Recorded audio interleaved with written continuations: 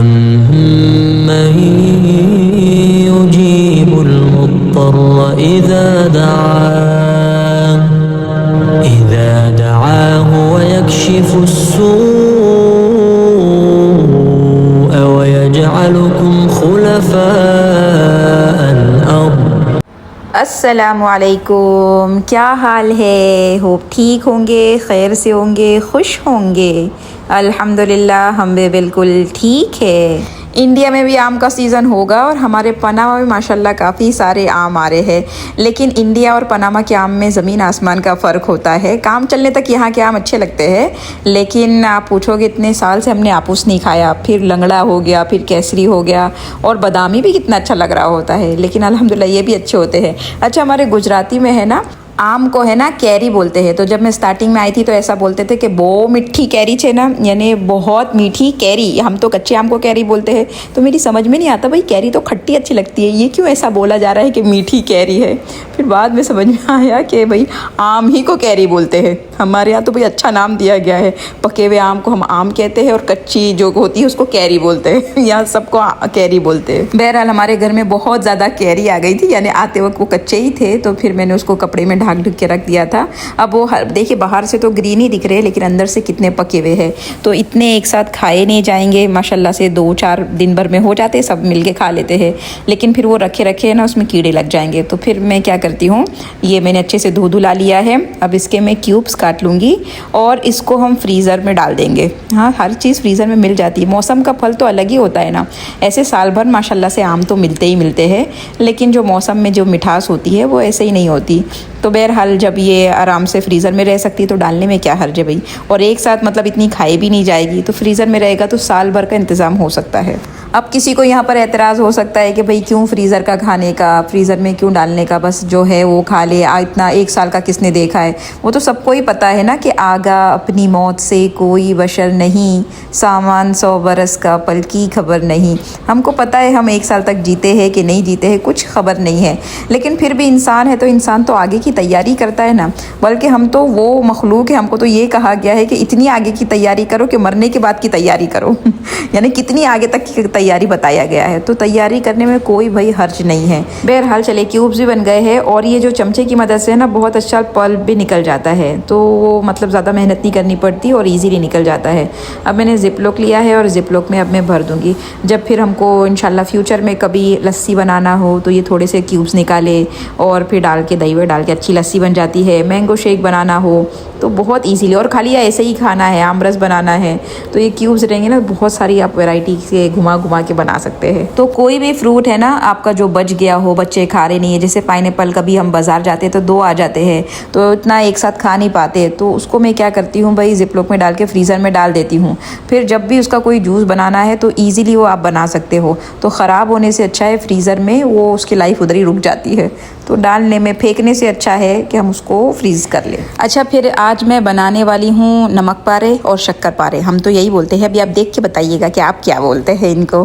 तो बच्चों को क्या है, स्कूल में ले जाने के लिए आसानी होती है, सुबह चाय के साथ में हो जाता है। तो हफ्ते में 1 आध दिन है ना, मैं ऐसे सब बना के रख देती हूँ, तो अल्हम्दुलिल्लाह पूरा हफ्ता थोड़ा अच्छे से निकल जाता है। कोई टेंशन नहीं रहती कि भाई ये नहीं है वो नहीं है। देखिए, ये सारी चीज़ें मिलने को तो बाहर भी मिल जाती है, लेकिन वो पैसे ज़्यादा होते हैं, क्वान्टिटी कम होती है। हम क्या कर सकते हैं घर में कि कम पैसों में ज़्यादा बना सकते हैं। और घर में मुझको ऐसा लगता है जो चीज़ बनती है ना वो बहुत माशाल्लाह बरकत वाली होती है, यानी चलती रहती है, ख़त्म जल्दी होती नहीं है। और बाहर से कुछ लाए तो एक ही बार में ख़त्म हो जाती है। आप लोग बताइएगा, आप लोग का इस बारे में क्या ख्याल है। अच्छा, आज हम बात करने वाले हैं टॉक्सिक लोगों के बारे में। टॉक्सिक इंग्लिश वर्ड आजकल चला हुआ है कि टॉक्सिक किसको बोलते हैं, लेकिन अगर हम उर्दू ज़बान में उसको बात करेंगे ना तो हम उन लोगों को टॉक्सिक बोल सकते हैं जो जाहिल होते हैं। जाहिल का मतलब ये नहीं होता कि पढ़े लिखे नहीं हो सकता है बहुत बड़ी डिग्री हो, बहुत हाई क्वालिफाइड हो, लेकिन उसके बाद भी जाहिल रह सकते हैं। हाँ, बिल्कुल ऐसा ही होता है। तो जाहिल से कौन लोग मुराद हो सकते हैं, जो अपनी बाउंड्रीज़ को क्रॉस करते हैं, जिनको बेसिक मैनर्स नहीं पता होते हैं कि भाई हम ये इनसे सवाल करें या नहीं करें, अपनी बाउंड्री को नहीं पहचानते हुए दूसरों की पर्सनल लाइफ में जाना, इसको जिहालत बोलते हैं। जी बिल्कुल, इसी को जिहालत बोलते हैं। तो ऐब निकालना, ठीक है, कि आप किसी की बात में ऐब निकाल रहे हैं, या फिर ताना दे रहे हैं, या फिर इल्ज़ाम लगा रहे हैं, तो ये सारी चीज़ें ना टॉक्सिक की यानी जहालत की निशानियाँ होती है। इन शॉर्ट ऐसा समझ ले कि वो अपने आप को इतना अच्छा समझते हैं, इतना तकब्बुर होता है कि वो आपको है ना बुरा महसूस कराते हैं कि भाई आपके अंदर तो ये ख़राबी है, आप तो किसी काबिल हो ही नहीं, यानी आपको इनकम्फर्टेबल कर देना। तो ये जहालत वाले लोग होते हैं। अच्छा, यहाँ देखे शक्कर पारे का हम आटा तैयार कर रहे हैं। मैंने सारी चीज़ों को यहाँ पर लिखी थी वो डाल दी है, और यहाँ पर मैंने ना शक्कर को दूध में मेल्ट करके इसमें डाल रहा है। थोड़ा थोड़ा करके डाले, एकदम से डाल नहीं दे। आप देखें कि कितना जाता है नहीं जाता है। और ये सारा डालने के बाद आप इसको ढक के रख दें, क्योंकि अभी वो शक्कर भी है और पानी छोड़ेगी, तो हम इसको साइड में फिर रख देंगे। इसके बाद मैंने नमक पारे बना लिए थे। फिर जब आप ये आटा गूनेंगे ना, चेक करेंगे ना, तो अगर आपको लगे कि भाई और थोड़ा पानी की ज़रूरत है तो आप पानी से एक नॉर्मल आटा गूनेंगे। बहुत सख्त भी नहीं गूनेंगे, बहुत नरम भी नहीं गूनेंगे, बस एक नॉर्मल मीडियम आटा गून के हम फिर शक्कर पारे बनाएंगे। हाँ, तो हम बात कर रहे थे टॉक्सिक लोगों के बारे में, जाहिल लोगों के बारे में। तो फिर ये जानबूझकर ऐसी बात करेंगे जिससे आपको बुरा लगेगा, आपको गुस्सा आएगा, आप भड़क जाओगे और उनको रिप्लाई करोगे। देखिए, वो जाहिल है, हम जाहिल तो नहीं है ना, तो रिप्लाई हमारा जहालत वाला नहीं होना चाहिए, बल्कि सलामती वाला रिप्लाई होना चाहिए। कुरान में भी इसी को जिक्र किया गया है। उसको हम थोड़ा सा स्टेज मालूम कर लेते हैं कि आप अपने आप से डिसाइड करें कि कौन से स्टेज में हम इनको लेके जाए, कौन सा वाला रिप्लाई हम इनको करें। तो पहले आप ये समझ लें, अगर आपको ऐसे लोगों से पाला पड़ा है जो आपको बुरा महसूस करा रहे हैं, जो ताना दे रहे हैं, जो इल्ज़ाम लगा रहे हैं, जो इनकम्फर्ट कर रहे हैं, तो पहला आप ये करें कि उनको इग्नोर कर दे। हाँ, बिल्कुल, इग्नोर से अच्छा कोई चीज़ होती ही नहीं है, यानी हमने आपको सुना ही नहीं। वो तो यही चाह रहे थे कि आप भड़क जाए, आप अच्छा खासा उनको रिप्लाई कर दे, लेकिन आपने इग्नोर करके पीस को बरकरार रखा। तो इसी को कहते हैं यानी कि क़ालू सलामा, कि हमने सलामती वाला जवाब दे दिया। कि इग्नोर करना ये भी एक जवाब होता है। हम समझते हैं कि नहीं, ज़बान से बोलना ही जवाब होता है, अनसुनी कर देना भी जवाब होता है, पर सलामती वाला होता है। दूसरा ये कि जो वो आपको बुरा महसूस करा रहे हैं, या ताना है, या तिश्ना है, या इल्ज़ाम है, तो आप उनकी बात का जवाब देंगे। और जवाब कैसे दिया जाएगा? सलामती वाला जवाब, यानी बहुत इज़्ज़त के साथ और तरीके के साथ, अदब के साथ जवाब दिया जाएगा। हमारे यहाँ तो प्रॉब्लम ये है कि अगर कोई उल्टा सीधा बोल रहा है, उसको आप जवाब ही नहीं दोगे, और बोला जाएगा कि नहीं, अगर उसमें से कोई बड़ा हो तो हम कहते कि नहीं, बड़े लोग को जवाब नहीं दिया जाता। तो बड़े लोग ऐसी बातें करते भी तो नहीं है ना। तो जवाब देना है आपने, जो मतलब आपकी इज़्ज़त उछाली गई है, जो आपको इल्ज़ाम लगाए गए हैं, जो आप में ऐब निकाला गया है, लेकिन उसका एक तरीका होता है, वो तरीका सीखना है। आपे से बाहर जाके, हदों को क्रॉस करके, वो तो अपनी बाउंड्री क्रॉस कर चुके हैं, लेकिन हमने अपनी बाउंड्री को क्रॉस करके जवाब नहीं देना है। क्योंकि कभी कभार जवाब नहीं देना ना उनके इल्ज़ामों में या उनके ऐब निकालने में और यानी हौसला पैदा करता है। तो फिर वो बार बार एक ही चीज़ को दोहराते रहते हैं।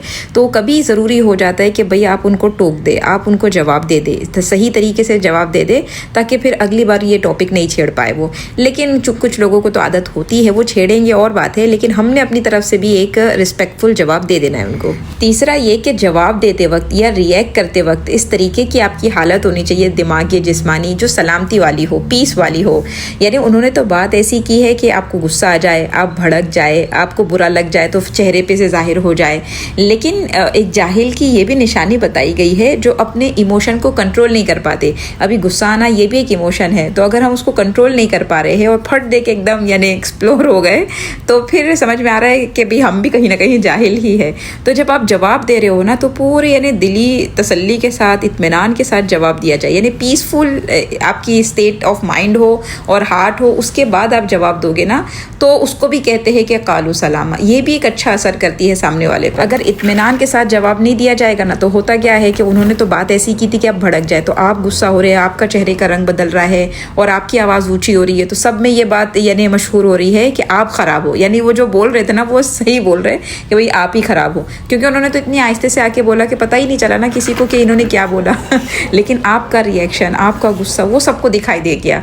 तो यहाँ पर अपनी आप नुकसान कर रहे हैं, इसलिए ज़रूरी है कि भाई इत्मीनान के साथ जवाब दिया जाए। कुछ दिन पहले मुझको एक वीडियो पर कमेंट आया था, फिर बाद में उन्होंने उस कमेंट को डिलीट कर दिया। बड़े अच्छे उन्होंने अंदाज में लिखा हुआ था कि आपके शौहर अपने अम्मी अब्बा को पूछते भी है कि नहीं पूछते, ऐसा यानी कमेंट किया जा रहा है। वो XYZ कौन है अल्लाह को मालूम है, लेकिन इस तरीके से पूछा जा रहा है। तो बिल्कुल रिस्पेक्ट के साथ और काम दिमाग के साथ मैंने उनको जवाब दिया था कि आप मेरे शौहर को जाने दें और ये बताएं कि आप अपने शौहर को पूछने देती है, उनके माँ बाप को नहीं देती। उन्हीं के तरीके का जवाब उन्हीं को दे दिया जाए, रिस्पेक्टफुल तरीके से, बिना कोई गुस्सा हो के। अब मैं यहाँ पर ये भी बोल सकती थी, आप होते कौन है मुझको ऐसा बोलने वाले, वैसा बोलने वाले, आपको क्या मालूम क्या नहीं मालूम, मुझको क्या करना है उनको तसल्ली दिलाकर। उनके लिए यही जवाब ठीक है। चौथा ये कि टॉक्सिक लोगों की शर से अपने आप को बचाना, ये भी बहुत ज़्यादा ज़रूरी है। ये भी एक इस तरीके का जवाब है, यानी आप उनकी प्रेजेंस में अपने आप को डिलीट कर दे। यानी ज़रूरी नहीं है कि हर दावत में आप जाए जहाँ पर आपको पता है कि ऐसे लोग होंगे, जहाँ पर आपको निशाना बनाया जाएगा, जहाँ आपको बोला जाएगा, जहाँ आपको सुनाया जाएगा। तो बिल्कुल ऐसे लोगों से अपने आप को बचा के रखना, ये भी जिम्मेदारी है। ये भी सलामती, पीस वाला माहौल क्रिएट करना है उनके लिए भी, अपने आप के लिए भी। हम समझते हैं कि नहीं, हर बार जाना, हर बार जलील होना, कोई नहीं, इस पे सवाब मिल रहा है। नहीं, सवाब नहीं मिल रहा है। ऐसे लोगों से अपने आप को बचाना, ये कुरान भी उसको सिखाता है। जैसे हजरत याकूब अलैहिस्सलाम हजरत यूसुफ अलैहिस्सलाम को बोल रहे हैं कि अपने भाइयों से थोड़ा दूर रहो। हालांकि भाइयों तो सगा वाला रिश्ता है, इनसे कैसे दूर रहा जा सकता है, लेकिन समझ में आ गया था ये टॉक्सिक लोग है, ये आपके लिए बुरा सोचते हैं, इनके साथ ज़्यादा घुलना मिलना नहीं है। तो यहाँ पर कुरान ने हमको सिखाया है कि चाहे फिर वो फैमिली में हो, फ्रेंड्स में हो, या कोई भी XYZ हो, तो आपने ऐसे लोगों से थोड़ा दूर रहना है। अच्छा, ये सब इसलिए नहीं करना है कि वो गुनहगार है, हम बड़े नेक है, बल्कि ये इसलिए करना है कि इबादुर रहमान, ये जब आयत आती है ना कि कालू सलामा वाली, तो अल्लाह कहते हैं अल्लाह के बंदे, रहमान के बंदे वो है जो जाहिलों से जब मिलते, मुखातब होते हैं उनसे, तो फिर वो सलामती कहते हैं। तो ये सोच के भाई अल्लाह के हम बंदे हैं, इसलिए हम इग्नोर कर रहे हैं, इसलिए हम जवाब दे रहे हैं, इसलिए हम पीस को बरकरार रख रहे हैं, इसलिए हम उससे डिस्टेंस रख रहे हैं। तो ये सोच के करना है, ऐसा नहीं कि अपने आप को बड़ा नेक समझने नहीं लग जाना। बहुत सारी ये सारी आदतें हमारे अंदर होगी, लेकिन हम यहाँ पर किसी और को ढूंढ रहे होंगे कि हाँ वो ऐसा है, वो ऐसा वैसा। मैं हर बार बोलती हूँ, जब भी हम सुनते हैं ना, हमारे दिमाग में हमेशा कोई और आ रहा होता है। अपने बारे में हम तो बड़े सीधे साधे हैं, हमारे अंदर तो कोई गलती है नहीं, ये हम सोच रहे होते हैं। तो ऐसा अपने बारे में नहीं सोचे, बहुत इसमें से देखे कि हम किसके साथ कैसे यानी कर रहे होते हैं। दूसरा हमारे साथ कर रहा है वो नहीं देखे, हम किसके साथ इस तरीके से कर रहे हैं, किसको हम निकाल रहे हैं, कहाँ हम इल्ज़ाम लगा रहे हैं, कहाँ हम बहुतान लगा रहे हैं, कहाँ हमारे रहने से यानी लोगों को उलझन हो रही है, परेशान कर रहे हैं हम, कि हमको देख के लोग थोड़े क्या कहते हैं खौल में आ जाते हैं कि अब इसकी ज़बान खुलेगी, हम परेशान होंगे।